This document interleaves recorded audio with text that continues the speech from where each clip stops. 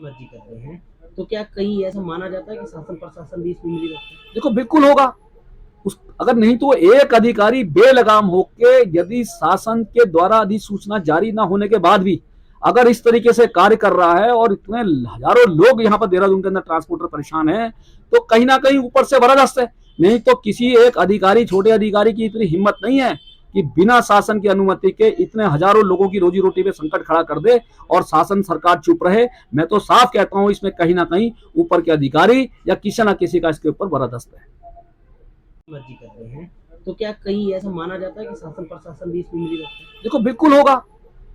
अगर नहीं तो एक अधिकारी बेलगाम होके यदि शासन के द्वारा अधिसूचना जारी ना होने के बाद भी अगर इस तरीके से कार्य कर रहा है और इतने हजारों लोग यहाँ पर देहरादून के अंदर ट्रांसपोर्टर परेशान है, तो कहीं ना कहीं ऊपर से बर्दाश्त है। नहीं तो किसी एक अधिकारी, छोटे अधिकारी की इतनी हिम्मत नहीं है कि बिना शासन की अनुमति के इतने हजारों लोगों की रोजी रोटी पे संकट खड़ा कर दे और शासन सरकार चुप रहे। मैं तो साफ कहता हूं इसमें कहीं ना कहीं ऊपर के अधिकारी या किसी ना किसी का इसके ऊपर बर्दाश्त है। पूरे प्लेटफॉर्म सौंपा था, क्या है विषय, किस विषय में था? आपने देखा होगा कि अभी आरटीओ महोदय का एक बयान आया हुआ है और उसने खुद एक अपना आरटी की बैठक में कुछ एजेंडे में कुछ पास भी किया गया है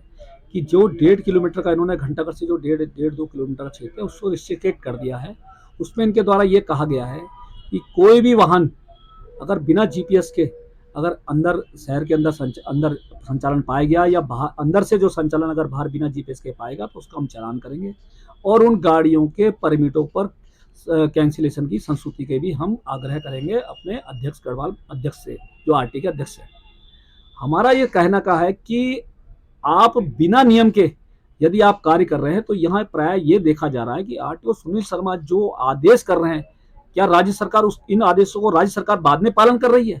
क्योंकि जब नियम साफ लिखा हुआ है, नियम उत्तरा को अपना मोटर व्हीकल एक्ट 1988 जो है उसकी धारा 2(1)(b) में स्पष्ट है कि कोई भी एरिया का अगर नोटिफाइड करेंगे या तो वो राज्य सरकार की अधिसूचना के द्वारा नोटिफाइड किया जाएगा। यहाँ उल्टा ये हो रहा है कि जो आरटीओ महोदय है वो खुद ही पहले नोटिफाइड कर रहे हैं जबकि वो पावर उनको नहीं है। उसके बाद आरटीओ द्वारा एक और कहा गया है कि जो गाड़ी भी अगर बिना उसके आएगी तो हम उसकी गाड़ी को सीज करेंगे और उसके जो है आपकी परमिट की शर्तों में उसकी संस्तुति की जाएगी, परमिट की कैंसिल की। मेरा यह कहने का है कि 1988 की धारा 67 में स्पष्ट लिखा हुआ धारा 3 में कि कोई भी अगर परमिट में या लाइसेंस में कोई भी घटाना बढ़ाना हो अगर परमिट की उसमें तो वो राज्य सरकार के द्वारा ही किया जाएगा,